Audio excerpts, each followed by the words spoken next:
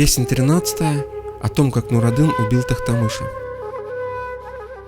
В бегство обратясь, Тохтамыш, это властный и грозный хан, переправился через Чулман. Вместе с отрядом он достиг мест, где берет начало Иг, где степные ветры сильней. Сотни бронзовошлемных мужей, от преследователей таясь, приказал разойтись, боясь, что их заметят в голой степи. Лишь Джанбая, держа при себе, поскакал навстречу судьбе. Проскакал не более дня. Знатный Джанбай сошел с коня, лег и ухо к земле прижал. Услыхал он, конь Сарала под Нурадыном громко заржал. Дрожь по телу Джанбая прошла. У Тохтамыша хана тогда стала душа белее льда. Так Джанбаю сказал Тохтамыш: «Вижу, ты мелкой дрожью дрожишь. Дорого душу свою ценя, ты задумал покинуть меня. Что же, один в степи поскочу, лисьего лога достичь я хочу. Коль не спасет меня лисий лог, к Лебединому озеру я своего скакана помчу. Если будет со мною Бог, через 13 лет опять буду на троне я восседать». Так, сказав, Тохтамыш одинок, с тем Джанбаем, простясь в пути, прискакал до темна в лисий лог. Здесь он задумал ночь провести, ухо к земле Тохтамыш прижал. Услыхал, Сарала заржал, Нурадына неистовый конь. В страхе Тохтамыш задрожал, к Лебединому озеру он поскакал глухою тропой, земли и воды за собой оставляя, запричитал: «Ты, Идиля, рукав Ирмишал, Колтурган, Ирмишала приток, видите, как я одинок, где я птицу свою взметну, потеряв престол и страну, где застежки я расстегну крепкого панциря моего. Конь мой жизни свалился, арба ехать бессильно без него. Что же мне готовит судьба, где, когда, на какой земле отыщу я приют в дупле? Неука жеребца где найду, чтобы опять восседать на седле? Не хранила моя голова тайн, кому же теперь я могу тайно и доверить слова?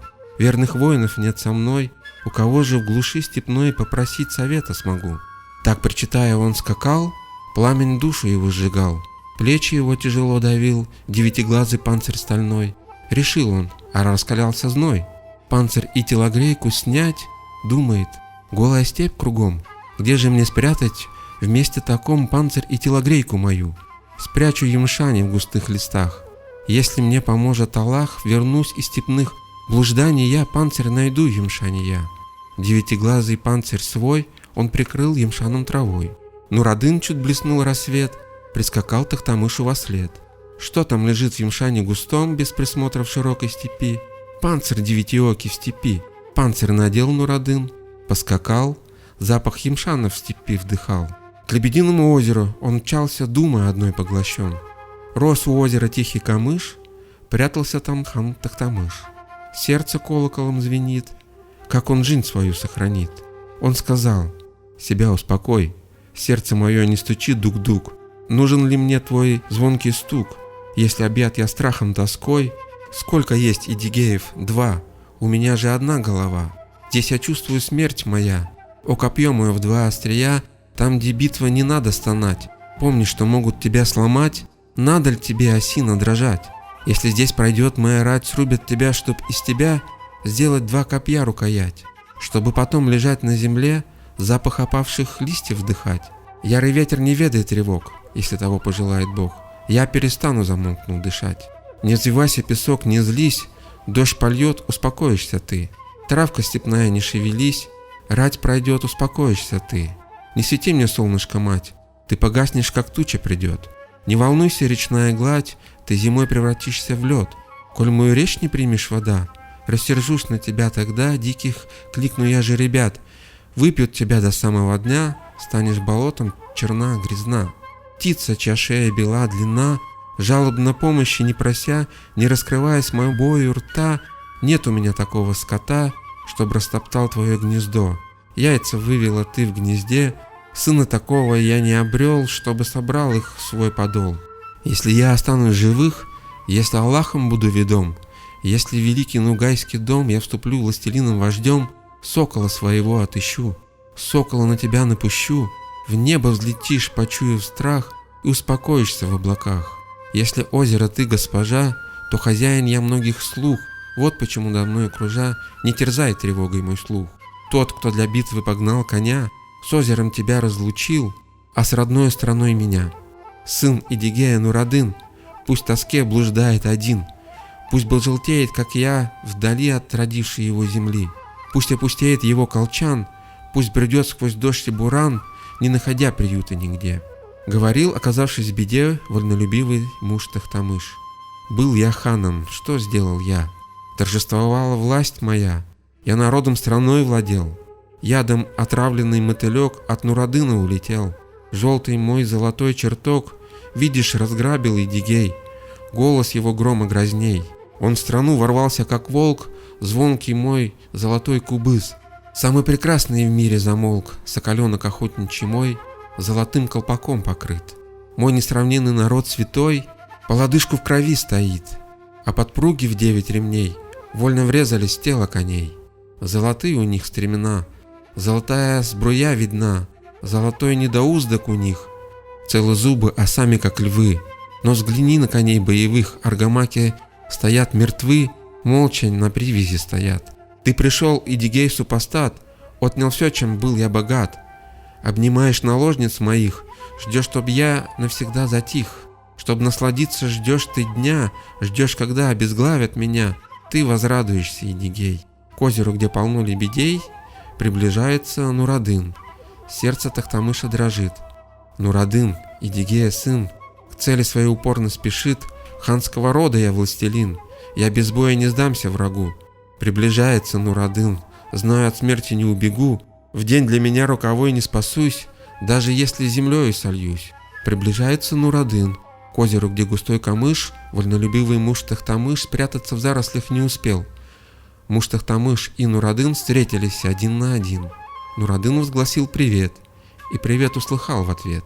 Тохтамыш сказал ему так: «Помни, не каждый конь аргамак, стать верблюдом не может и шаг, кречетом воробью не взлететь, кобылицей корове не стать, липовому мочалу вовек, кожаным не стать ремнем, снаряженному бедно коню, знатного бия не стать конем. Жалкой клячей владеет раб, да и сам он жалок и слаб. Ты же мой раб, и рабом зовись, ибо мой предок сам Чингиз, хан мой отец, и хан я сам. Жизнь свою тебе не отдам, ты не осилишь меня в бою, но и я тебя не убью». Нурадын сказал: «Не кичись, я не раб, и ты не Чингиз, не бессильный я муравей, не всесильный ты Сулейман, знавший язык птиц и зверей, плетью хан Каныбек владел. Золотой была рукоять, от Чингизом привык себя звать, но Чингизом не стал Каныбек. Был когда-то хан Таныбек, был золотым его тебенек, хан Чингизом себя нарек, но Чингизом не стал Таныбек. Был Узибей такой человек, ногу в стремя золотое вдевал, но Чингизом себя Узибей никогда не называл, хоть и Чингизом был Узибей. Не называй меня рабом, ты не понял сущность мою. Пред тобой стоять пред врагом буду, пока тебя не убью. Слово скажи свой последний час, сделай выстрел в последний раз, славу мне завещал мой дед. В ночь на вторник, когда слились лунный свет и закатный свет, был зачат, неравных нет. Я от них рожденный Мурза. Не спросив разрешения отца, оседлал я коня бегунца. Я непревзойденный Мурза. Золото и железо мое всюду прославленное копье. От знатока арабских книг жизни смысл и цель я постиг. Знатный я, законный Мурза. Пусть я не был ничей ученик, тайны постиг я арабских книг. О пророках, чей подвиг велик, о 300, о 60, да еще о славных 6. О сподвижниках их узнал, 32 тысячи их число. Я узнал от земли до небес ровно 3000 лет пути, и наверцам для важных слов отправляла своих послов. И если вдруг ударит буран, колоколу не зазвенеть, листьям травы не зазеленеть, через Идиль в ночной тишине я перешел на резвом коне. Устилал я парчою порог, осушал я казанский рог, пенистый пьянящий мед вместо воды постоянно пил. Я таким человеком был. Знатных всадников, ценных коней на базарах я продавал. Пышные шубы знатных людей я на щиколотки надевал. Меч обнажив, гневом объят, вражье войско гнал я назад. Я познаниями знаменит, на аргамаке сидящий Мурза. Мне страдающий дорог джигит, ибо я настоящий Мурза. Одаряет моя рука трудолюбивого бедняка, я справедливость творящий Мурза. Люди узнали щедрость мою, я богатство свои раздаю, их назад не просящий Мурза. Если топор я с меткой беру, то хозяин я топору, я топор держащий Мурза. Сын благородного отца, не возьму я себе бойца, если мне свое племя род этот воин не назовет. Денег долг не дам никому, если его нужды не пойму. А тому, кто разут и раздет, 1000 не пожалею монет. Друга в беде всегда поддержу, но у врага очаг потушу. Чем же я ниже тех, кто свой род от самого Чингиза ведет? Пусть и вправду твой предок Чингиз, эй, Тахтамыш, сын Туйгуджи, чем же ты выше меня, скажи?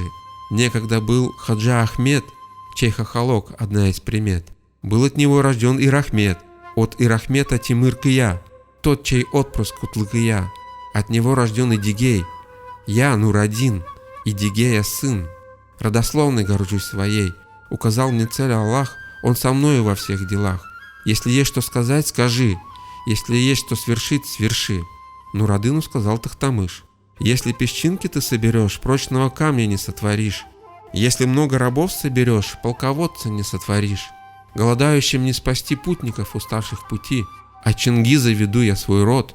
Пусть Идигей на престол взойдет, голову мне велит отрубить, но ему никогда не быть падишахом, чей предок Чингиз. Полководца равного мне, чтобы победу добыть на войне, Идигей никогда не найдет. Не разбираясь в благом и дурном, никому не воздаст он добром.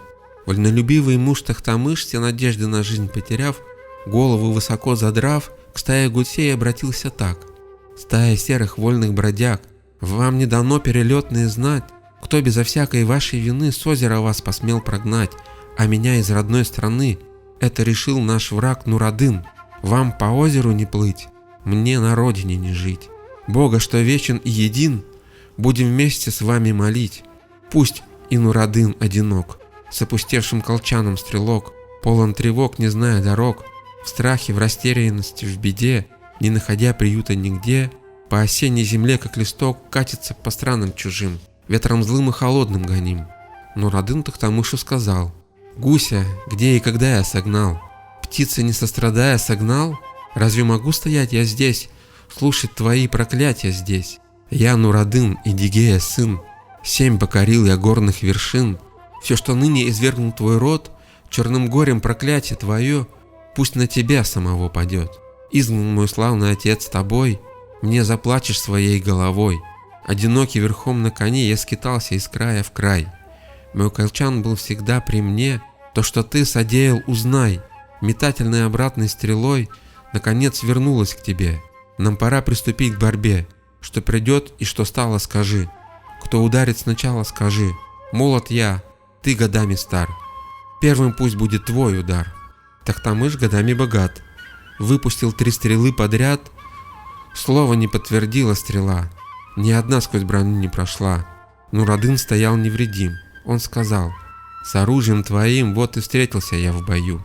И подставил ему Тахтамыш венчанную главу свою. Пасть Нур-Адин заставил его, он мечом обезглавил его. Голова покатилась легко, потекла не кровь, а млеко. То Нур-Адин совершил, что хотел. Голову на копью он воздел, поднял над собой высоко, молвил: теперь скажи слова. Может ли раб визирем стать, и раба признает ли знать? Отвечала с копья голова: пусть визирем сделался раб, это не значит, что хан ослаб. Тело мое под твоей стопой, но голова моя над тобой. Так Нур-Адин закончил бой. Голову сбросил на земь с копья, поднял вновь, вскочил на коня и погнал Саралу домой.